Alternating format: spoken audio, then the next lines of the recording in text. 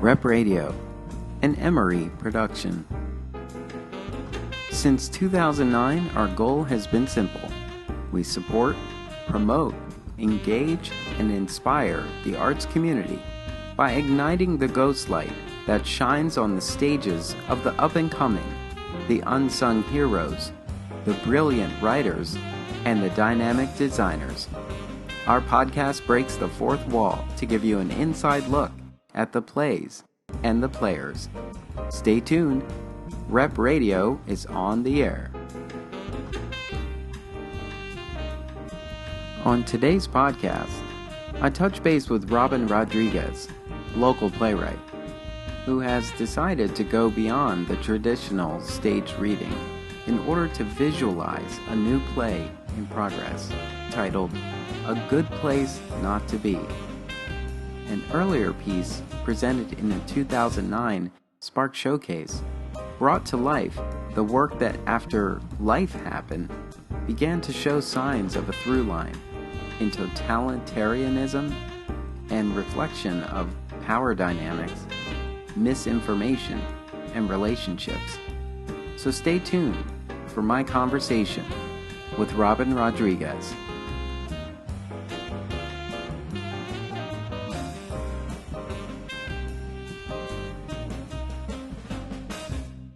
We were introduced to the beginnings of what is now this piece, A Good Place Not to Be, in the Spark Festival.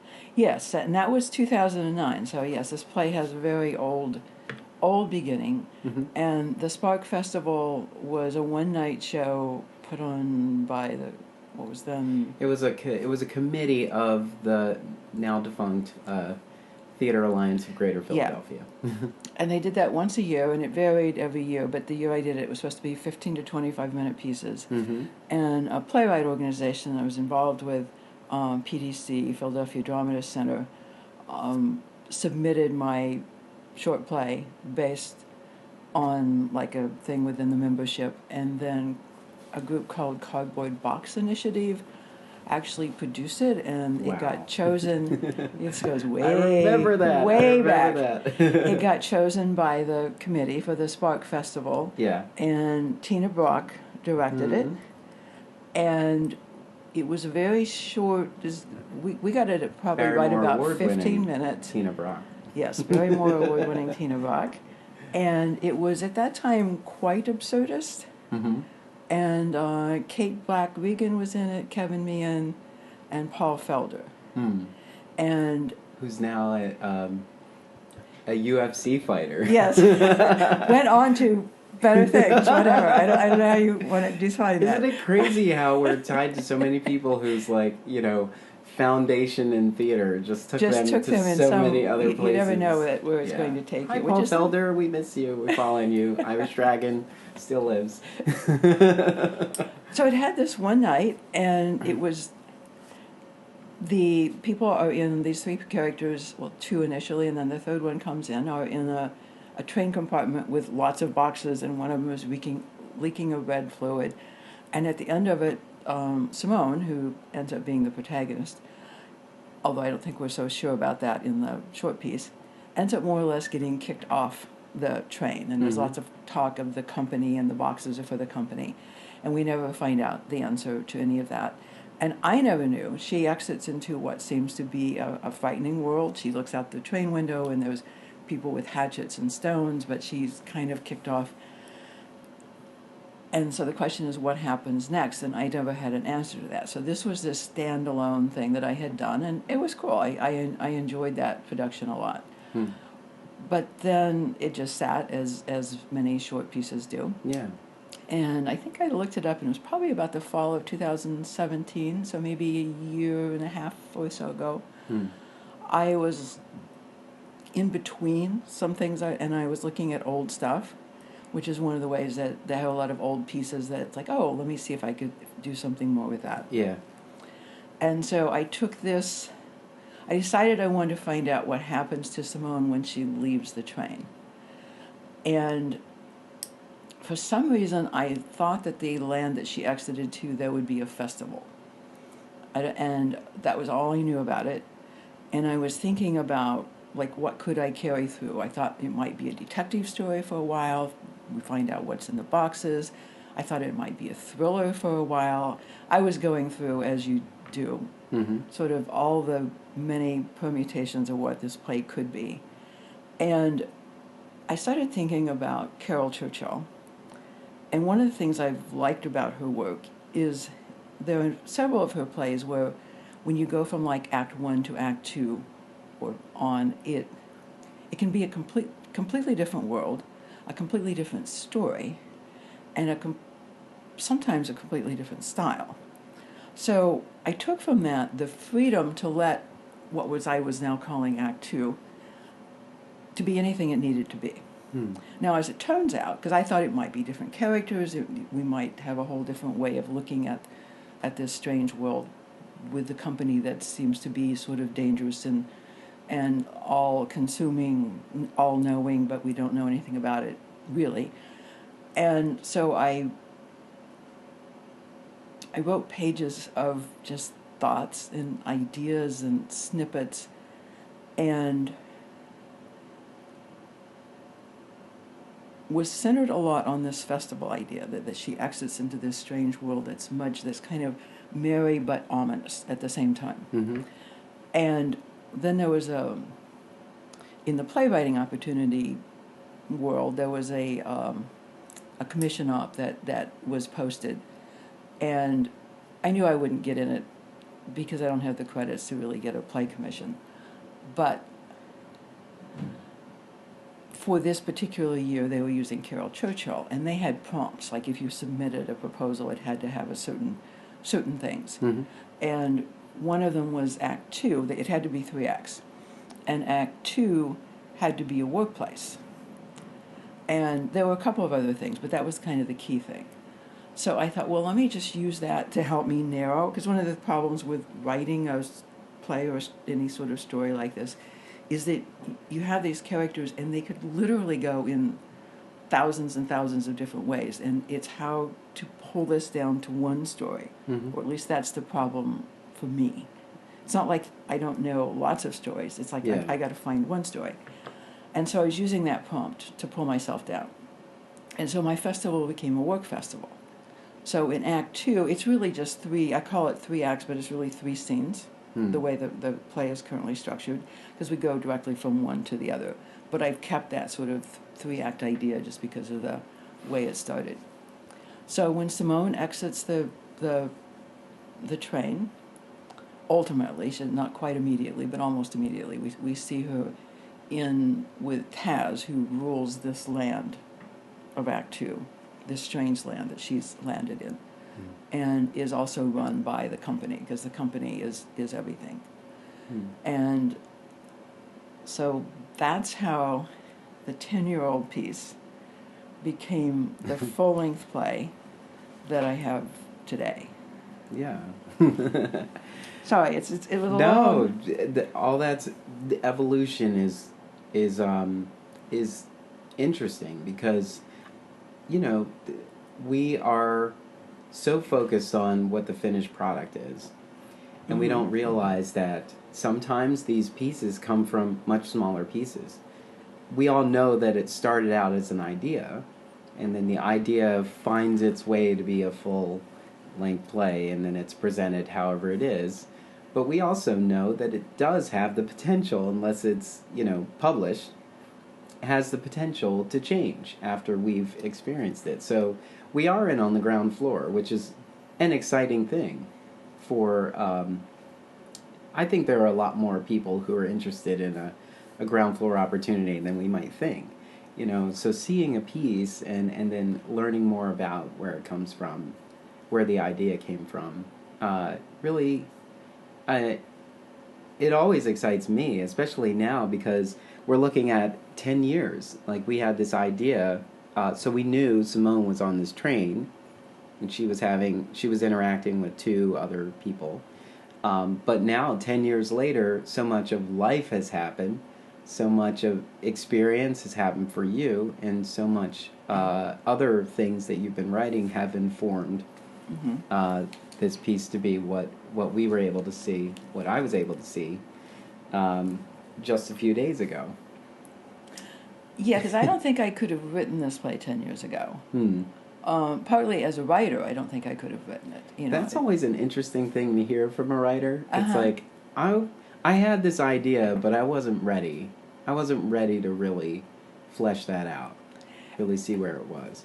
Yeah, so part of it is, like, the tools that I have as a writer are hopefully, and I feel they are, greater than they were 10 years ago. Mm-hmm. And so I have now more ways in to find a story of sorts. And this is not a story-driven play, and I tend not to write story-driven plays. It's a world-driven play to a large extent. Yeah. But it also became, I didn't know this for a long time, even as I was writing Act Two.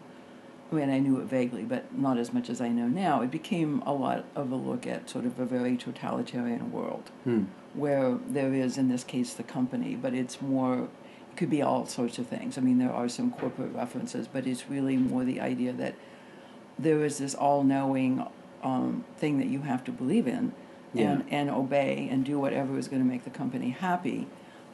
But we never really find out all that much about what the company is. It's this sort of shadowy organization. It's called ABC Incorporated.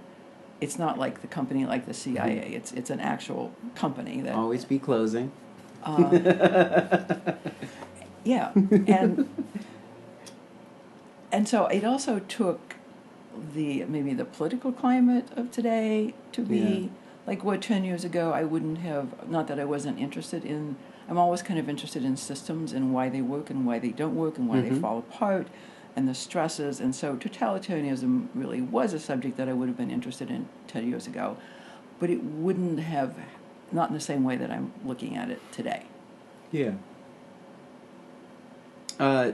One thing that I had experienced, that I had realized about the piece itself, is that we were given a lot of information, but we were still, in a sense, left in the dark. Like, we didn't know a whole lot about the company, but there were a lot of familial references that I thought for myself, I'm bringing the outside world into this piece. And so I was interested in the talk back, and I made sure that I didn't say much in there because I wanted to know how everyone else was processing this too. But I got into a moment where I said, this feels like the news cycle. It's like if you were watching the news and you sort of walked in and out of the room as segments were being introduced. There was enough of it to say, this is that conversation about, and this is a reference to, and this is a callback to. And so when you were saying, this totalitarian, Hard word to say. World, we're thinking like, this is kind of what happens when you're not laser focused in on any particular thing. You sort of pick up on these elements and you craft your own story out of it. Yeah, because it's not realism. It's not about today's world in any specific reference. There's no reference made to that. It's a non-defined, non-realistic universe up there. Yeah. But yeah, in the talkback, one of the things people were asked was like using like what would be a word that comes to mind as you see that, and someone said 1984. Yeah. A couple of people, as you said, went very specific and said Amazon. Yeah. Somebody else said Google.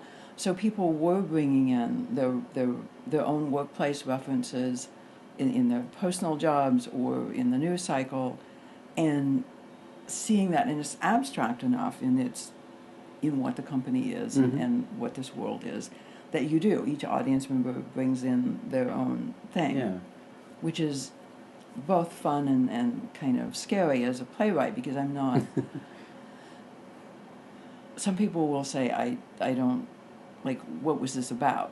And I'm hard-pressed to say it was about whatever you brought in, to some extent. Yeah.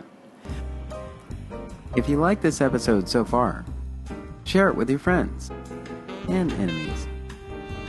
Show them what a fine, upstanding podcast this is. Tell them that we work hard to bring this podcast to the world. And if they listen and like what we do here, they should pass it on as well. Fasten your seatbelt and ride with us. Emery is on the move. Now back to the show. Well, it was interesting that people were drawing all those comparisons because, you know, I remember a time when we referred to Big Brother as the federal government. Yeah, and this is very much not a government. Yeah, and now we're starting to realize that the federal government is a little behind, in a sense. It's not as big. The power has shifted. Yes. To me, it's never, you know, whether it's government that you fear, or a corporation, or any other, you know, a church or a religious organization, whatever. The core of that is power. Yeah.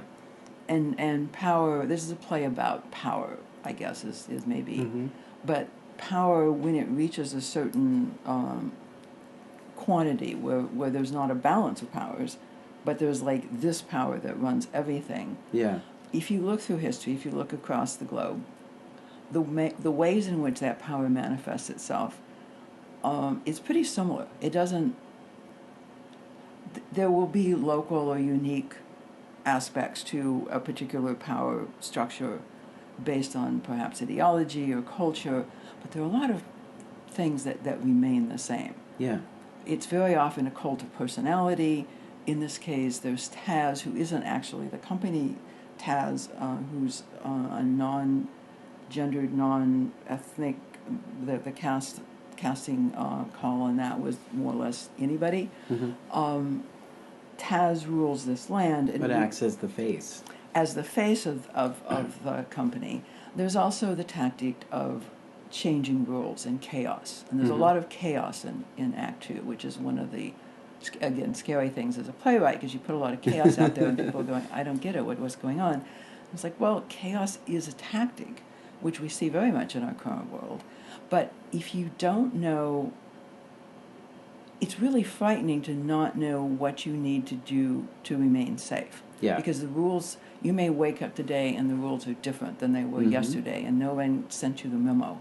And so you screw up and you get yourself arrested and hauled off or something, which happens in all sorts of systems.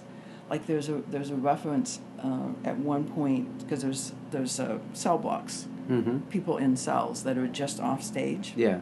And we hear voices from them. There's a reference to the how close we stand to the people who are in these cells who have disappeared. Well, when I think of disappeared, I think of Argentina in I think it was the 80s and maybe the 90s. Yeah. Where for a 10 or so year period, people in a what was very, very far right wing, I think, government. Again, government has more often been the entity in history that's done that because they had the power. But you would just disappear, and were never heard of. You never could find out even what happened to the person you knew who disappeared. So these sorts of ideas are every system, if it gets powerful enough, will pick up some of these elements. They won't all be the same, but. And today we can liken that to the immigration conversation, and all of the immigrants trying to make their way here for asylum, and how they've been sort of tucked away into cages that the administration is trying really hard to explain are not cages. Yeah. You always have the people who don't quite go along with the system, and if you have enough power, you just make them disappear in some fashion, either like literally or figuratively. And that whole conversation about chaos, like that's why I feel like as a blanket, sort of a way to sort of normalize for me, I was like, this is a news cycle. This is about Trump, because I'm thinking like this play in a way sort of explains the chaos of today. So you get a sense. So you get a sense of why there's chaos. Like chaos is not a bug; it's the system. Is kind of the way I would put that. Yeah. And I was just thinking today, like some of the news that's going on today about what the administration is doing, what they're saying, all of it is there is a conversation that is about deflection. It's sort of, look over here at me being silly, a clown, you know, kind of makes me think about the workplace carnival festival moment, and it's like, focus over here, because we're over here doing shit. Yeah, because in Act Two, like you said, there's a carnival sequence. We have a fight sequence, a wrestling match, and then which was very well done. Yeah, we had a fight. Amazing. Who was the fight choreographer? Maranatha Lay is her stage name. Very good and job. she's also known as, I knew her initially as Maranatha Poring, but she goes by Maranatha Lay. Very good so job. So she came in, awesome. And because they have to do this fight sequence twice and reverse roles. In reverse roles. Because there's ABC Incorporated, and then it turns out that there's a rival company, and we see them battle it out, but the rival always loses. And the two actors have to do both sides to play of that. The loser. And she came in and did, I don't know, an hour and a half, but then Carly Bodner, who's our director, made sure, because fights are trickier, and it's a fairly long fight sequence. Yeah. So we did fight call every rehearsal. So they did like the first half hour to hour of every rehearsal was the two main people who are doing that fight, so that they could get it in their muscle memory and so it can be safe, because that's the hard thing, is you've got to put a fight on that is safe for the actors. You can't just say, oh, go ahead, hit each other, screw each other up. We don't really care. No, we're not really allowed to do that. So yeah. So so what did you actually call this? Because it's sort of it's between a workshop and a new play. It's it's on its feet, but it's still finding its way. Like as I was experiencing it, I'm sort of channeling Paul Mishejian, and the line that he says before every piece. This is a play on its way to becoming what it's meant to be. I think yes. I've heard that line so many times. We're paraphrasing, but we love you, Paul. But we got close. Yes. Well, this is also a play on its way to becoming what it's meant to be, but the process is very different. Yeah. So the traditional reading in the United States, at least in the time I've been in theater, I'm not sure what they did way back, but in the time I know of it, is mostly it's music stands, actors at music stands. And it can be a reading with just a few hours of rehearsal, which is usually like if like Theater Exile, they have a reading, it's usually that they've rehearsed that afternoon and they have a reading that evening. And Playpen has a longer process where they get more rehearsal, and the playwright has more time to rewrite in between. And one of the advantages of not teching it, because that's what you're doing when you're doing it at the music stand, you're not teching it. The playwright can come in with 20 new pages that are completely different, and you don't have to go, oh, shit, I don't know how are we going to put this up, because we've already teched this thing. We can't do this. So what I wanted, because I'm usually a word-based playwright, and I'm not particularly visual. In fact, I'm not visual at all myself. And so, but this world it felt like there's a lot of these strange physical and visual things that are happening, and especially in Act Two, that need to be integrated into the characters. Simone's journey as she goes through this, and she's trying to figure it out. Like, what do I have to do to stay safe in this world? Yeah. Where the rules keep changing on me and I don't understand what's going on. So it's her, it's also Alex, her husband. But, and then there's a third character, Barrett, who works for the company. But it is primarily, I guess, Simone's journey of figuring out how to be safe. And sorry, I just lost what we were saying. We were talking about the chaos, and we were talking about how the focus is on Simone, but yes, and all the other the tech aspect. And so I wanted to see what I call the 3D world, which is what an audience sees. You go to a production, and you have a sound designer, you have a set designer, you have all that. You have a world, even though there's a very fake aspect. I mean, you walk in, it's not really whatever you see on stage. Yeah. But it creates that visual, that 3D aspect of the world, not just the words. And I wanted, for this particular play, I felt that I needed to see it, not just hear it. And so what we decided to do, I did a table reading of my own, but I wanted a little rehearsal for it. And so I hired Carly Bodner, the director, to come in and we did like 3 or 4 hours of rehearsal, and then we had a table reading for like me, the actors, and 4 or 5 other people. Mm-hmm. And afterwards I started talking with her about this, and she was saying we needed to put this up.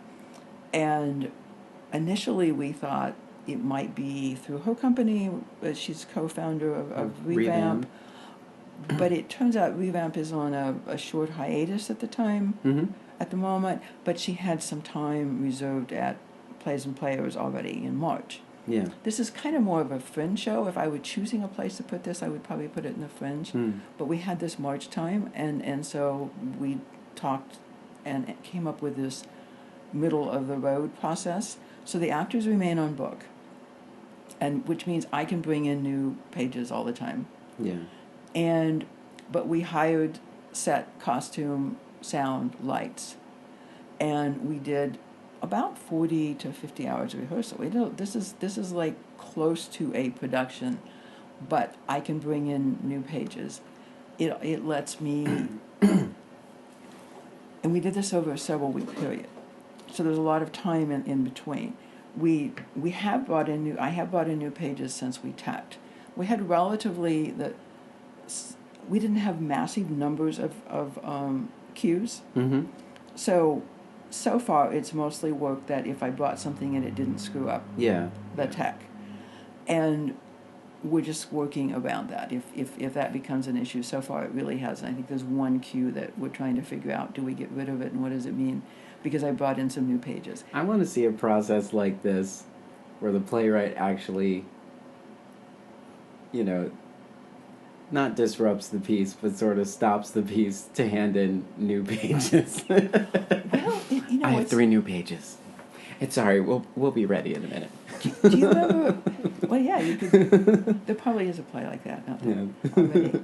Do you remember PTW, Philadelphia Theater Workshop? Yes. Bill Felty's company. Mm-hmm. I had a play in 2011. Was involved in when they were still doing In the play shops? In the play shops. Yeah. And they did the same thing. Now we used a uniset, and again you had kind of a rough. We didn't go as far with the design process. Yeah. As I've gone with this one, we've had fabulous design on this one. Mm-hmm. Kevin Jordan did the set, which is really awesome and cool. This shadowy world that is, I mean, he came up with it mainly because we have no money, and this is like doing it cheaply. But it also turns out that it's just really immensely creative and fun. It was well done. And fits the world. And same with our lighting designer, Angela Myers, and a sound designer that Carly knew out of New York, Drew Weinstein. And so it has been done. Bill Felty's company did it. And it is hard because that's the thing. You get new. Do you retech? And we haven't had to do that, or we worked around it. And I didn't really think we would. I mean, I thought it was going to be more nuancing, and it has been. I've taken out probably about 8 minutes out of the play. From the first one we did on Friday was clocked in, I think, at 78 minutes, and last night clocked in at 71 minutes. Okay. So that's partly the actors settling in, but it's also I've taken out the play is several pages, maybe 5 pages shorter than it was. Mm. But that's the risk, and that's why Playpen and other people don't do this.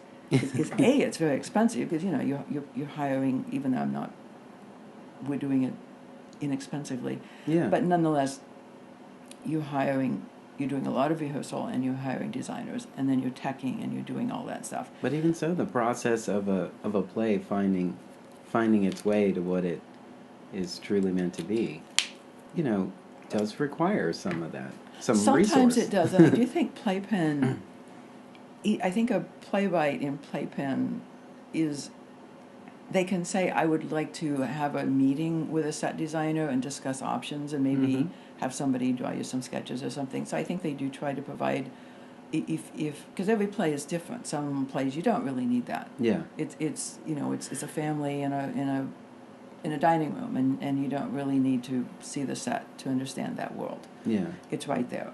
This one I felt like I needed to see and hear it to understand the world. Mm-hmm. So I do think Playpen offers some of that. It's just really hard to do it this way, and there's a reason why you don't generally do it, and why I probably won't ever do it again, because it's kind of insane. Yeah. But it seemed to be the perfect thing to do for this play. And so everybody was really willing to just, yes, we're going, because it's also hard for the actors. Yeah. They have to move, and they have to know their tech cues. And there's costumes. And they have to deal with all that while holding the script in their hand. Yeah. So everybody is just incredibly game and generous in doing this. Ride with us. Emery is on the move. So what have you learned from this process so far? Besides, this is a handful. And but I don't necessarily, I mean, now that you know that, I'm pretty sure there's a fine-tuned version of this in the future. I mean, because there are some things, there is some value that you are getting out of this. So what have you learned in this process so far? Well, one of the things I learned is that there's a whole carnival sequence described in the stage directions. And it's like these separate little carnival acts. Mm-hmm. And they could be done like in a massive way. But what Carly did, because I was like, I do not know how a director is going to figure out how to do this. Mm-hmm. And what Carly did is really shorten that down, and it just becomes, she recorded all these, because there's like Carney Barker sort of, step right up, kill your coworker, win a prize. Win a prize kind of dialogue that's there. She recorded that and then sped it up, and it became really quick, and it became just this sort of madcap, 20-second little interval.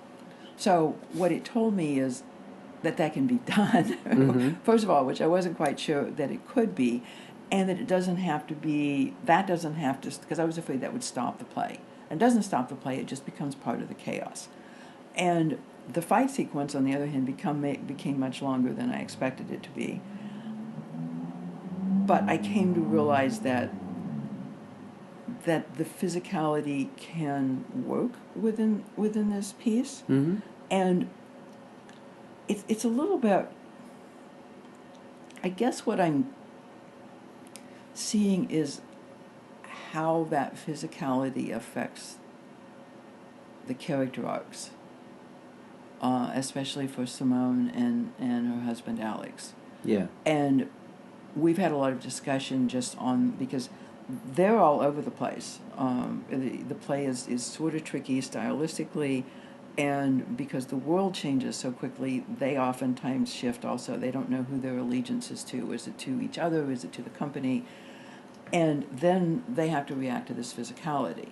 And so probably what I've learned more about seeing the 3D world is what that 3D world means for these people on stage. And so I know more about these characters, oddly, by seeing them. What I gained was not so much the world, although that's fun. What I gained is, what does that world mean to the characters? Yeah. Because that's what I have to write, if that makes sense. Yes, it does. Will you keep the name? I will. Right? Yeah. This play has had multiple names. Back when it was this short thing, it was either called The Train Ride or The Journey. I'm not sure which. I think it went through both. Which could easily be a scene name. Yeah. It's had the name Beleaguered. Maybe a year ago it had the name The Size of Things, because there's a lot of references in the play to, if you can just take care of the small things, the big things will take care of themselves. Yeah. And then this name my husband came up with, so I have to credit him for this. A Good Place Not to Be, and this is after he'd read the play. Yeah. And I think I like this. It seems this like name. a good I think place I'm sticking not to with this. Yes, it's definitely a good place not to be. It's a very true and hopefully interesting name. So yeah, I think I'm keeping this one. I saw a lot of potential in this piece, in terms of like Like, I know, because I know you're going to continue working on it. And it's like, wow, to be here with all of this, it's chaotic and crazy, but it's organized. Mm-hmm. You know, so we're able to follow it and walk away with, you know, all of the feedback that you receive. Mm-hmm. At least from the night that I was there, everyone was there, able to process it. I don't think any of the feedback that was returned in that talkback was, I don't get it. You know, everybody had an idea of what gravitated to them, and ultimately a lot of it was current. Because another thing that's really good about a process like this is that we're bringing in today. We're bringing in the outside world along with, you know, the foundation of this piece, the process of bringing all of this together and the presentation as a whole. We're coming in from, you know, I might be a news junkie, or someone in the room might be obsessed with Amazon, you know, and maybe that's why the reference was Amazon, you know. So all of those things, now that you receive that as feedback, you're saying, oh wow, so this ABC company, like, who knows, maybe it'll inform a lot of the cryptic explanation about the company to be more leaning towards some of these companies that the audience thought it was anyway. Although I actually don't think that's going to happen. I don't think I'm going to explain the world more or change the world. I think what I did get is a sense that the ambiguity of the world is where I probably want it to remain. Mm-hmm. And what I got out of, oddly, of seeing the world was not so much that I understand the world more, but that I know more that I need to, both how to and that I need to focus very more specifically on the nuances of the characters' emotional journeys. Yeah. Because it's not just, oh, let's look at this totalitarian system. It's like, it is really a play about the people who have to live in this totalitarian system. Mm-hmm. And so it was a little bit easy as a writer before this process to kind of shove the characters into whatever place was convenient for the world. Mm-hmm. And now that I've seen real actors embody the characters in this, and we've also had lots of questions and discussions in the rehearsals, I'm realizing that, strange world or not, I need to focus even more precisely on the characters' journeys. Yeah. But I also think that confusion and chaos allows this piece to have a timeless quality. Like, it doesn't feel specifically like today. It's just that we brought today into the theater. So we were able to pull all of these references as well. And who knows, 10 years from now, unfortunately, they'll yes, still be able to bring in, partly because things never change, or change very slowly. You know, it's like I said, like I think of, like, oh, they disappeared. Well, I'm thinking Argentina in the 80s, or you can look at Nazi Germany, you can look at Stalin, you can look at, you know, any sort of system, all sorts of systems of that sort. And so, unfortunately, because it's really about power, and power rules human behavior in so many ways, and is, like, I think one of maybe the thing that drives us, and that never changes. Wouldn't it be crazy if this piece was a glimpse, a sort of a look into the future? Well, I described it that way. Somewhere down here, I have to see how I have this. And if that ends up being true, we're gonna be so blown away. Because I've described this as, the play's inhabitants deal with a highly stylized, vaguely futuristic, strongly authoritarian, yet wacky society with a rotten core. Perhaps the society we are sliding into right now. So, I mean, people have said it's post-apocalyptic, and I always say no, because that implies there was an apocalypse. Yeah. There was no apocalypse in my view. I mean, I don't really quite know how we got here, but in my view, it's not like, oh, you know, the meteor hit or anything of that way. Yeah, it wasn't a big boom, and now we've got. It's just like we moved. We kept moving as a society, more and more dysfunctional, more and more dystopian, more and more authoritarian, and somewhere we ended up with this society. Yeah. We slid into it. We didn't, like, some massive thing. I just hope we don't get to a point where a company can run for president. Well, we're hoping this is not a prediction for the future. But, President ABC Incorporated. Well, and ABC Incorporated has a personal story in the play. Yes. ABC Incorporated is 500 years old, and we celebrate his birthday every year, and da-da-da-da-da. Yeah. Yeah. Ah. So... Well, it was an interesting night in the theater, and I said, I would love, I said you had a good pile of bricks here, and I'd love to break it down and then build it back up again in this conversation. That's kind of what we did. Kind of what we did, yes. But there's still time to come experience this. So if you're listening to this now, hopefully it's Wednesday. And if you're listening to this now, you still have time. It's called A Good Place Not to Be. It's written by Robin Rodriguez. It is in the Skinner Studio at Plays and Players Theater. And you can go to playsandplayers.org for information. There is a Facebook page for it as well, and we're going to have a link in the episode, in the show notes as well for this. Is there anything else you want to add to this? Well, I wanted to add the dates that are left. Oh, yeah. Okay, there's this Friday, which is March 22nd, 7:30. Saturday, March 23rd, 7:30. Sunday, we're having a matinee at 2:30. So we have 3 more. I need to rewrite the ending of Act 1, so hopefully by Friday... Because last night we had new pages that was Act 3, and a couple new pages in Act 2. And between now and the Friday show, I'm hoping to do something with the last part of Act 1. Yeah. I did want to give a shout out to all the people involved. Yeah, go ahead. Especially the director, Carly Bodner, who is, I would not be doing this without Carly. her. Yay. Because she was the one who said we have to do it. By the way, I've got this time reserved at Plays and Players. Linda Grin at Plays and Players has been awesome, and they're providing more or less providing the space. This is a co-production with them. They don't produce their own season, but they partner with a lot of people. Yeah, and so it's considered a co-production. And then our cast is Brandy Burgess, Sierra Gardner, Ian Moody, and Stacy Skinner. They are all amazingly awesome. Yes. Great to work with, and really doing a great job. And like I said, this is so hard for actors. It's not where they're used to sitting, and you're either at a reading or you're in a production, and they have to be in this in between, and it's a hybrid. They've been really game. And then again my dramaturg Heather Helinski, our stage manager and board ops Fanny Mestrich, who's been really awesome. This is a kind of a monster process, and we really needed a good stage manager.